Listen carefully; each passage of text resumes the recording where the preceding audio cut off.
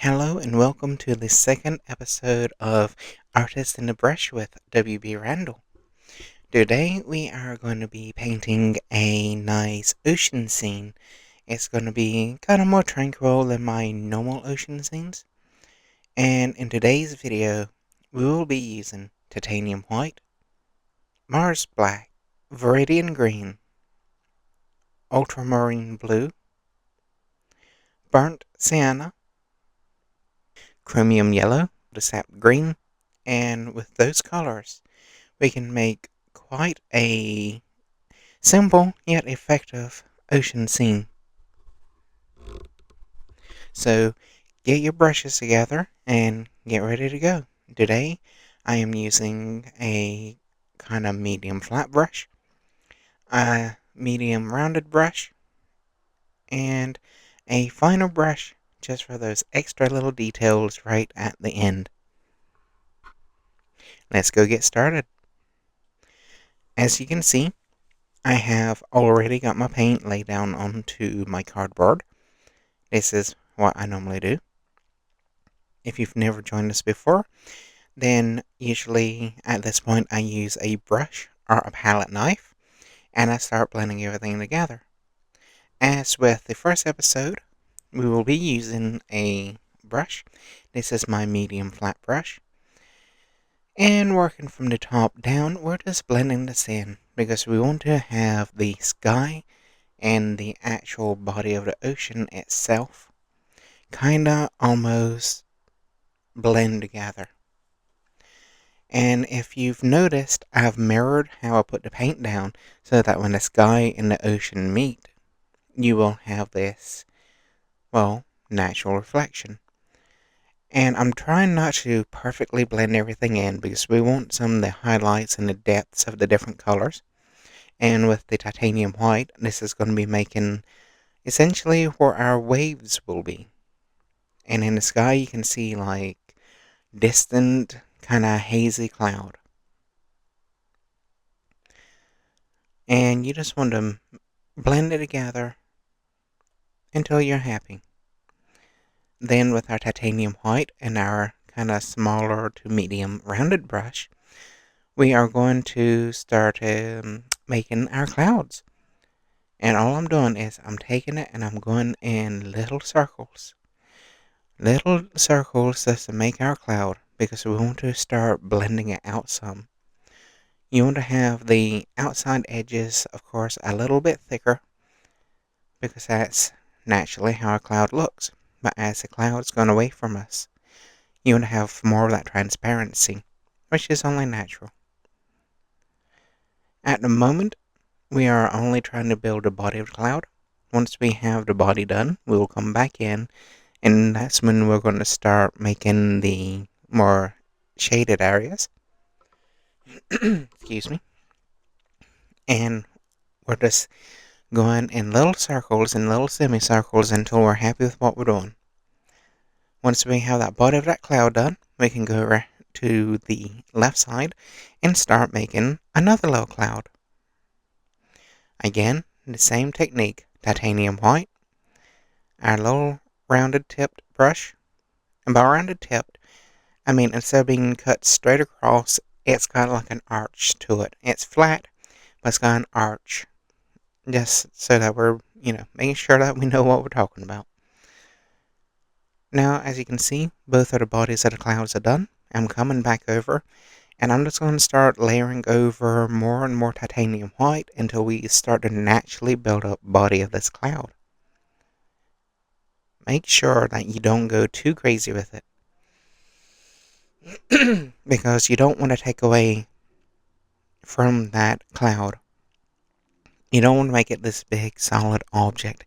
You want to make sure that you have some transparency to it, have a lightness to it, but towards the bottom of the cloud, that's where we want most of the body to come through. And right here, we're just working on the second cloud now, doing the same thing, gentle strokes, gentle circles, and just filling this cloud out. And we'll keep doing this until we're happy. And once we have all of the titanium white down, we will start looking into putting down a combination of, I have very, very small amount of Mars Black mixed into our titanium white to make a more of a gray look. But what I like to do is build up these edges of the clouds with the titanium white first. I want to make sure that's nice and strong so I know where I'm going to be putting my ridges. And that's all we're doing here at the minute. It's just layering this more and more down. And as you can see, or if you can't see and you're listening, what I'm doing is I'm dabbing it down with a brush gently first before going back over it. This lets me see where they are and what I'm going to be doing with them. And again, let's go over it once it's starting to dry a little bit. And it's going to dry pretty quickly because we're using a thin amount of paint. Then you can start to kind of brush it out and get a nice, really, hazy look to it. Now I'm starting off with this really light mixture. It's a very light gray. I'm using pretty much the same technique that I've been doing in circles and small strokes just to start building up the shading of the cloud. Don't take away all of the white because you're going to want the white in there. That's the main body of your cloud. That's where the sun's, that's where the sun's touching your cloud. What you do want to do, though, is make sure you have some depth because clouds are three-dimensional things. So we want to make sure we have shadow, we have lighting, and that's all we're doing here. Now, with some thicker, very much darker gray, to the point it's almost the same as a Mars Black, but just a little lightness, I'm going in and I'm highlighting where the shadow regions are going to be on my cloud. And once I get those down, I can start doing little gentle strokes again. And with those gentle strokes, I can start blending in this deeper, darker shadow. And this is where our clouds are truly coming to life. Just again, gently do it. We don't want to take away from all the work we just did. And it might, in all honesty, kind of look like you're messing your clouds up when you start doing this. But that's fine. It's all part of the learning process. Keep going over it until you're happy. Just make sure you don't overwork them. And I'm pretty happy now, so I'm moving on. When we laid down our paint and we did the blending technique I described, it naturally left some darker and lighter streaks going through the water. For me, this is where I'm going to take a small amount of titanium white and gently drag it over the top of those lines, and this is what's going to make your waves. So as you can see here, or if you're listening, I've got a very small amount of titanium white loaded onto my brush. I'm just very gently putting these white lines on top of what these waves are. Because, again, this isn't meant to be an angry sea, it's an energetic sea. So, we want some energy to this water. We want it to feel alive almost. But we don't want it to be like a storm. And gently, gently does it. And just keep going over these waves. And put some random, bits into it. Because when you watch the ocean and the seas, it's not all in rhythm and pattern. It's kind of chaotic. And once we're happy, let's move on to the next bit. And once we're happy with that, again, we move on to the next bit. And I find that what I like to do, once I'm kind of more happy with where my waves are, I'll take a little bit more of the titanium white and I'll load it kind of dry onto the brush, if that makes sense, so that I can start kind of putting some sea mist onto it.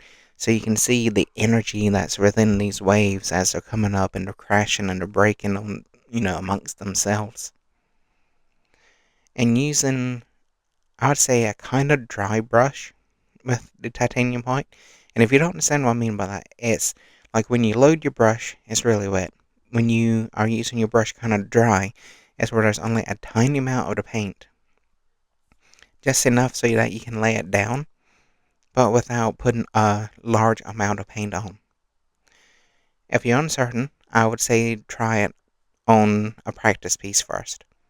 But for this, what I'm doing is I'm taking a fairly dry brush with my titanium white. It's the same brush we've been using.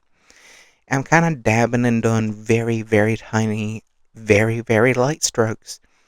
And this is adding the light on top of the surface of the water as it's moving, as the waves are coming in. And this is how you put some of that energy and some of that life into the waves. This is just kind of giving that illusion of the light reflecting off the surface. You don't have to go too crazy with this, and be careful if you want your clouds to be like over this particular ocean scene, to not put too much of the reflection directly underneath the clouds. Like with mine, I kind of got it so the clouds are slightly past us, and so you can see the shadows from them kind of forming not quite directly underneath. And here in the horizon, we put some more of this to kind of show that this is your horizon line. This is where the waves are really coming in big, but they're not quite breaking yet. And I just keep going over, so now I'm adding some sea mist in, using the same technique as when we're putting the light onto the water. It's just adding that lively, energetic nature to these waves. It's nice, it's calm, it's serene. You can almost hear this so far, can't you? That gentle lapping as the waves are coming in. That's what I mean when I say energetic. You want to kind of give that illusion that these waves are actually moving. And if you do it right, or maybe it's just me, I don't know, I could actually hear the water when I was painting this.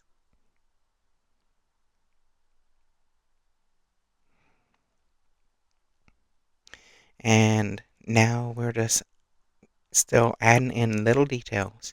This is the stage of a painting where you can really, really easily get yourself to where you are overworking it. So keep that in mind. If you start to suspect you are overworking it, then you probably are. But for me, I just wanted some extra little details in. So I'm still adding my mist where the sea is, coming up in these waves and they're breaking. I'm not really going for hyper realism. It's a little bit almost post-impressionistic. But I'm not really labeling this one. And I kind of did this one as a special one because yesterday was my mom's birthday and she loves the ocean. And she hadn't been to the ocean in quite a while. So I wanted to paint her a nice scene. And what better way to both gift her a nice painting and to be able to teach you guys how I do an ocean scene, a calm ocean scene, because so far most of the ocean scenes you've seen from me have been quite angry and stormy. I am particularly fond of a really angry, grey Scottish ocean. But anyway, happy birthday again, Mom. And down here in the bottom, this is a mixture of burnt sienna and a little bit of titanium white just to bring the color up. And this is where you're like, is this land? Is this a rocky outcrop? What is this? And truthfully, just paint it in and you'll find out. We have our background, which is our sky and distant clouds. We have our midground, which is the water and our clouds. Now we need a foreground. If you want to make a landscape, and I mean any landscape that looks at least a little bit realistic and has good depth, you need a background, a midground, and a foreground. And I just wanted this to almost be like when you're standing on top of a cliff and you're out looking over the waves and the clouds. And I suppose I did this because back in my youth, me and my mom would go to Scotland and Wales, and we'd look over these big cliffs at this beautiful ocean scenes, and I just kind of wanted to capture just a little bit of that.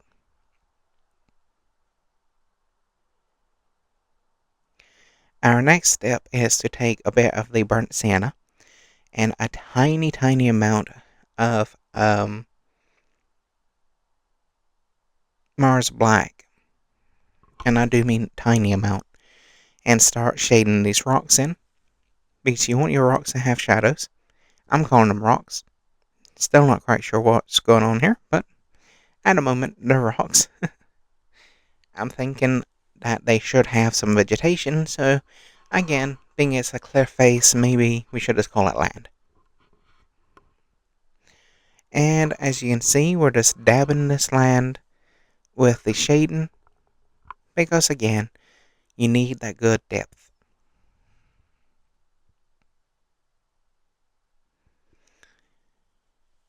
When it comes to doing the vegetation, we will just be simply mixing some Chromium Yellow and a little of the Sap Green,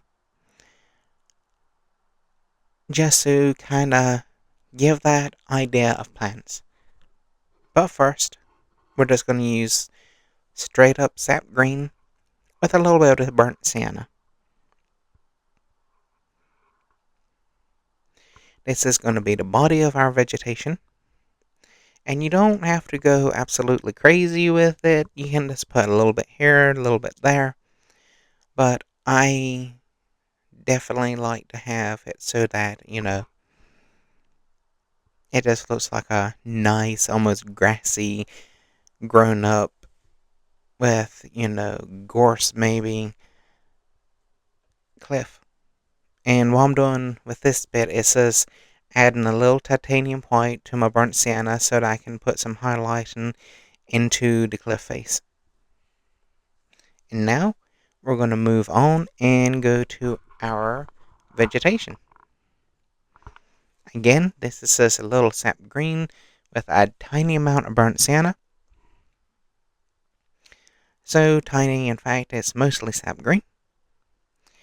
And we're just doing, as you should gather from now, one of my favorite techniques, just dabbing it on. It's a great way of making natural, just random looking vegetation. And this is the exact same brush I've been using to do the detailing on the waves and for painting the rocks. Just make sure that you do need to wash it in between. Clean your brush. Make sure you don't mix up your colors.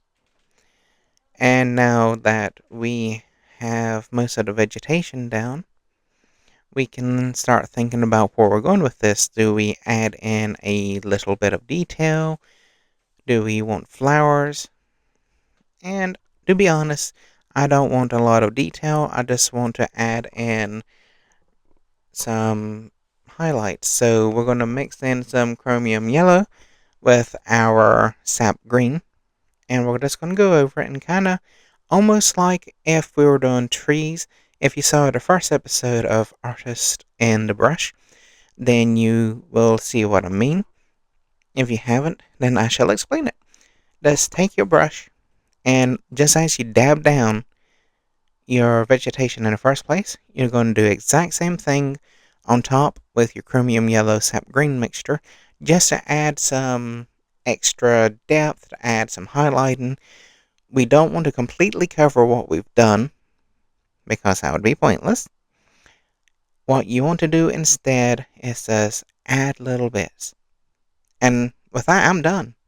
I'm quite happy with this piece. I don't want the foreground to take away from that nice water that we've done. So bear that in mind. If you do a really busy foreground, that's going to become the center point of your painting. I want it to be the water. To be fair, the clouds I might have went a little bit too detailed with. They kind of distract, but I'm happy with it. I think it's a good scene. And if you're happy with it, then go ahead and sign it. I like to sign it and date it. And you're done.